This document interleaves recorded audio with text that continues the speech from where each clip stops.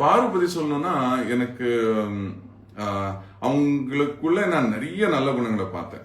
மற்றவங்க எப்படி அவங்கள விமர்சிச்சாலும் நான் உள்ள போய் அவங்களோட பேசும்போது அவங்களோட ஒரு ஒரு சாஃப்டான ஒரு பர்சனாலிட்டி, அவங்க எப்படியெல்லாம் ஃபீல் பண்றாங்க அண்ட் தன்னை இந்த அவங்க வந்து ஒரு ஆர்ஜிஎல் இருந்து ஆரம்பிச்சு, மதுரையில ஒரு ஆர்ஜிஎல் இருந்து ஆரம்பிச்சு அதுக்கப்புறம் ஒரு பெரிய கண்டென்ட் கிரியேட்டரா வந்து அவங்க டிராவல் இதெல்லாம் பண்ணிட்டு இருக்காங்க. தனியாலாம் இது நிறைய விஷயங்கள் பண்ணியிருக்காங்க. எனக்கு அதெல்லாம் பார்க்கும்போது ரொம்பவே வியப்பா இருந்தது. இவங்க ரொம்பவே கஷ்டப்பட்டிருக்காங்க இந்த இடத்துக்கு வரதுக்கு. அதெல்லாம் ரொம்ப அட்மிரபிளா இருந்தது. அண்ட் அவங்க நான் பேசும்போது அவங்க கேட்கறாங்க, அதை கேட்டு அந்த வீட்டுல யாருமே மத்தவங்களோட பேச்சை கேட்கறதுல அவ்வளோ இன்ட்ரெஸ்ட் காட்ட மாட்டாங்க. அவங்களோட பேச்சு தான் அவங்க ரெஜிஸ்டர் ஆகணும்னு நினைப்பாங்க. ஆனா அவங்க என் பேச்செல்லாம் கேட்டிருக்காங்க. அது நல்லா இருந்தது. பட் இன்னொரு பக்கம் அவங்க வந்து அந்த வீட்டுல ஆடியன்ஸ் பாக்குறாங்கன்னு தெரியாம இல்ல, தெரிஞ்சும் அது வந்து அப்படி அந்த வரம்பு மீறி அவங்க நடந்துகிட்ட ஒரு விதம் எனக்கு சுத்தமா பிடிக்கல.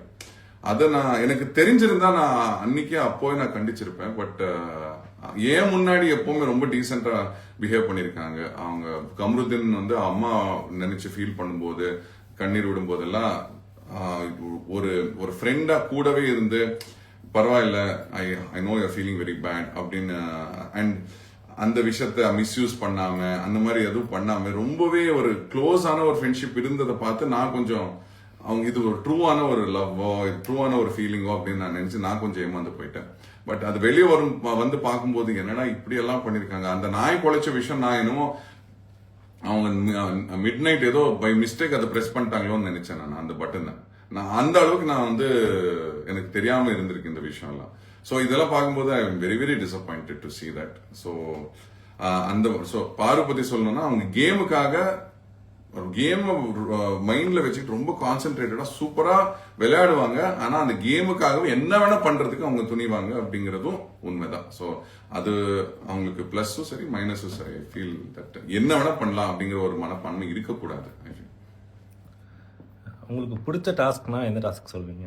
எனக்கு பிடிச்ச டாஸ்க்னா கோட் டாஸ்க்னு சொல்வேன். பிகாஸ் கோட் டாஸ்க்ல வந்து என்னோட இன்புட் நிறைய இருந்தது. பிகாஸ் நான் லா கிராஜுவேட்டா இருந்திருக்கேன் அண்ட் நான் கோர்ட்டுக்கு எல்லாம் போயிருக்கேன் ஆஸ் அ ஸ்டூடெண்ட் கத்துக்கிறதுக்கு. ஸோ ஜட்ஜஸ் எல்லாம் எப்படி இருப்பாங்க, ஃபேமிலிலயும் சில ஜட்ஜஸ் எல்லாம் இருந்திருக்காங்க. ஸோ அவங்கள பார்க்கும்போது இப்படிதான் இருப்பாங்க, அந்த ஜட்ஜா இருக்கட்டும் ஒரு லாயரா இருக்கட்டும்.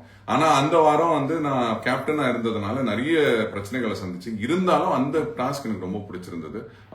ஒரு ஜட்ஜ் கேரக்டரை எடுக்கிறதோ அண்ட் மற்றவங்களுக்கு அந்த ப்ராசஸ் சொல்லி கொடுக்கறதோ, இந்த ப்ளீடிங் கில்ட்டி எல்லாம் நிறைய பேருக்கு தெரியவே இல்லை. இந்த மாதிரியான விஷயங்கள் ஜார்கன் எல்லாம் சொல்லி கொடுத்து இப்படிதான் போகணும், ஃபர்ஸ்ட் பிளெயின்டிஃப் கிட்ட கேட்கணும், அதுக்கப்புறம் டிஃபெண்டன்ட் கிட்ட கேட்கணும், இந்த மாதிரியான விஷயங்கள் சொல்லி கொடுக்கும்போது எனக்கு ரொம்ப பிடிச்சிருந்தது. இந்த ஒரு சின்னதா ஒரு எஜுகேஷன் அவங்க மக்களுக்கு கொடுக்க முடியும், அங்க இருக்கிற ஹவுஸ்மேட்ஸ்க்கு கொடுக்க முடியும் அப்படின்னு. உங்களோட பிக் பாஸோட ஓவரால் எக்ஸ்பீரியன்ஸ் எப்படி இருந்தது உங்களுக்குள்ள? பிக் பாஸோட எக்ஸ்பீரியன்ஸ் வந்து நான் அன்னைக்கு இதுல கூட சொல்லியிருப்பேன், கேமரால கூட சொன்னேன். பிக் பாஸ் என்னோட டிஎன்ஏலயே மர்ஜ் ஆயிடுச்சு. என்னோட ஒரு சகாப்தம் மாதிரி இது. பிக் பாஸ்க்கு முன் பிக் பாஸ்க்கு பின் அப்படின்னு அமைத்த சொல்லலாம். பிகாஸ் அங்க போய் நான் நிறைய விஷயங்கள் கத்துக்கிட்டேன். நான் நான் மாத்திக்கிட்டேன், என்ன நான் சோதிச்சு பார்த்துக்கிட்டேன். அந்த ஷோ என்ன நிறைய இடங்கள்ல சோதிச்சிருக்கு. அந்த சோதனையிலிருந்து என்னோட அந்த அமித் அப்படிங்கிற ஒரு குணத்தை நான் மாத்தாம, அந்த என் மனசாட்சிக்கு விரோதமா எதையும் செய்யாம நான் வெளியே வந்திருக்கேன் அப்படின்னு நினைக்கும் போது ரொம்ப ரொம்ப சந்தோஷமா இருக்கு, ஒரு பெருமையாகவும் இருக்கு. I feel very happy that அந்த ஷோக்காக அந்த ஷோ எனக்கு கொடுக்கிற ஒரு பாராட்டுக்காக நான் என்ன மாத்திக்கல அப்படின்னு நினைக்கும் போது ரொம்ப ஹாப்பியா இருக்கு. அதை தாண்டி என்ன விமர்சனம் வருதோ இட் டசன்ட், அது வந்து என் மேல அது ஒட்டாது. பிகாஸ் சில விமர்சனங்கள் எனக்கு சரின்னு பட்டிருக்கு, சிலதெல்லாம் எனக்கு அது கொஞ்சம் ஹார்ஷ்ன்னு தோணிருக்கு. ஸோ இந்த கேம்னால நான் என்ன ரொம்ப மாத்திருக்கேன், இந்த ஹேர் ஸ்டைல் ஆகட்டும், இந்த தோடு ஆகட்டும், இதெல்லாம் வெளி தோற்றம். அதை தாண்டி உள்ள நான் என்ன ரொம்ப மாத்திக்கிட்டேன். இந்த மாதிரி ஃப்ரீயா இருக்கலாம்.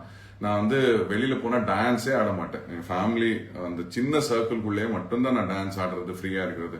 ஆனா இப்ப எல்லாம் நான் வந்து 10 கோடி மக்களுக்கு முன்னாடி அப்படி ஒரு டப்பாங்குத்தெல்லாம் பண்ணிருக்கேன் அப்படின்னு நினைக்கும் போது, உனக்கு வெளியே இவ்வளவு ஓப்பனா இருக்க முடியும், நீ தான் இத்தனை நாள் வந்து உன்னை கட்டி போட்டிருக்கேன் அப்படின்னு என்ன நானே திட்டிக்கிட்டேன்.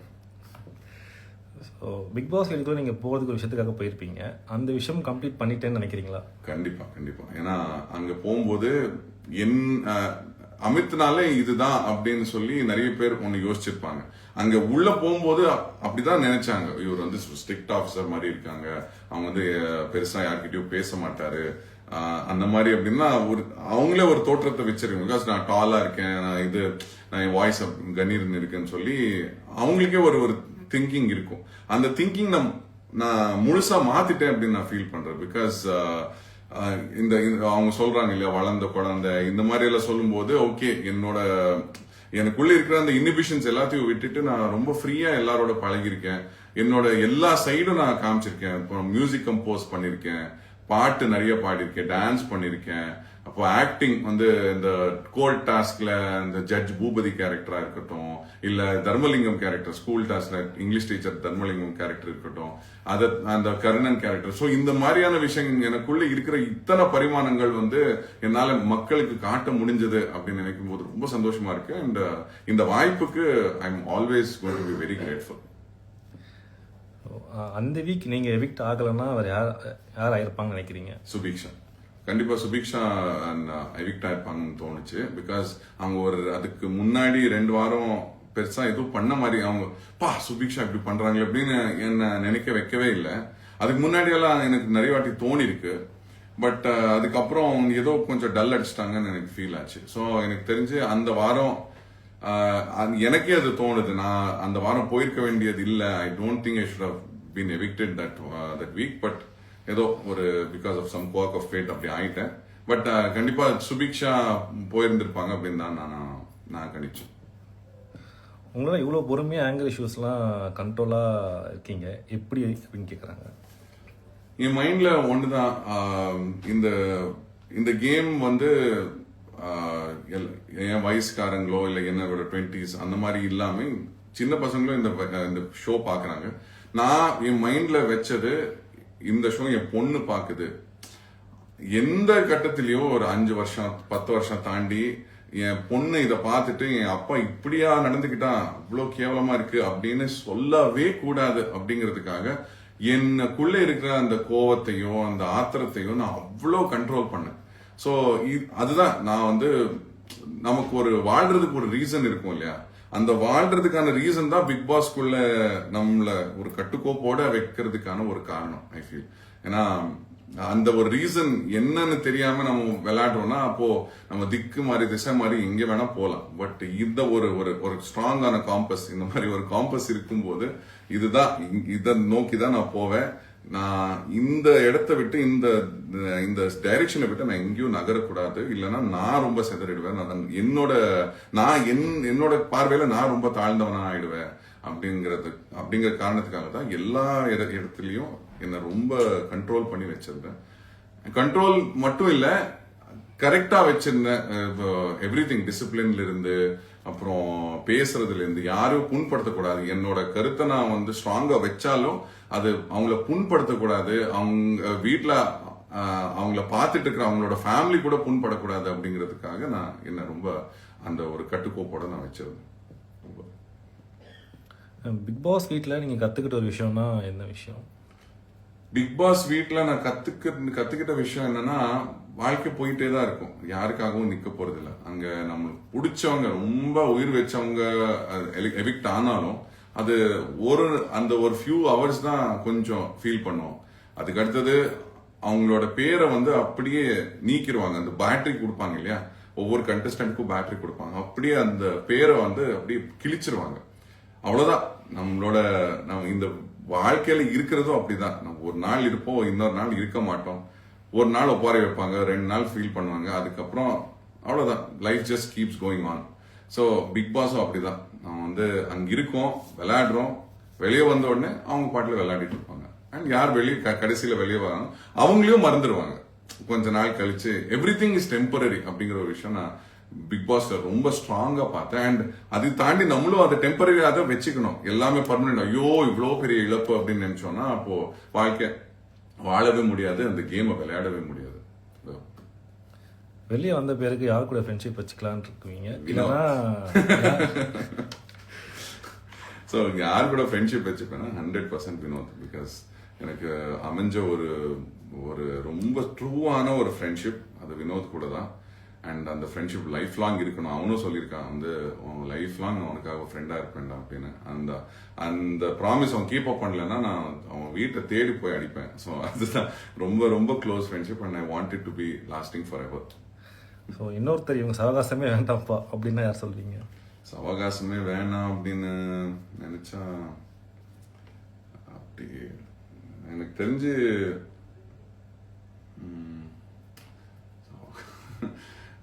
அங்க இருக்கிறவங்கள பார்த்தா மேபி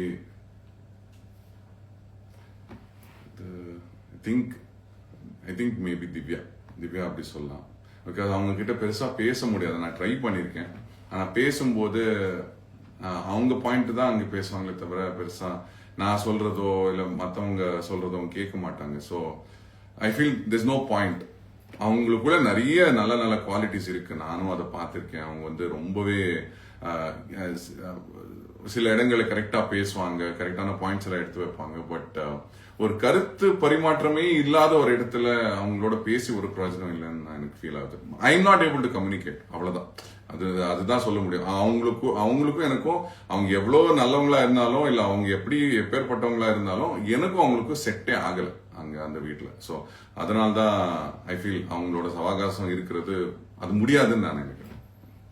ஸோ பிக் பாஸ் வீட்டில் மறக்க முடியாத ஒரு மெமரினா எது சொல்லுவீங்க?